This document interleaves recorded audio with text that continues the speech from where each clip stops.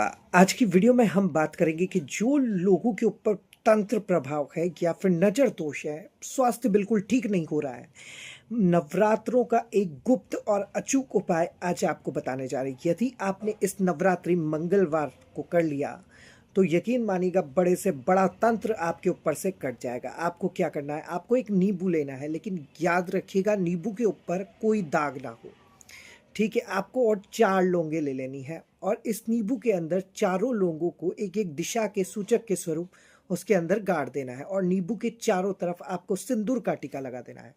फिर जो भी व्यक्ति किसी रोग से ग्रसित है या तंत्र बाधा से पीड़ित है, उसके सर से उल्टा 21 बार घुमा दीजिए और ओम क्रीम कालिकाय नमः इस नींबू पर 11 बार पढ़ के किसी भी चौराहे पर आपको रखाना है और पीछे मुड़कर नहीं देखना और घर आके आपको पानी से हाथ धो लेने। आप देखेंगे जल्द ही आपको अपने स्वास्थ्य में बहुत बदलाव नजर आएगा। जय मां जगदम्बा।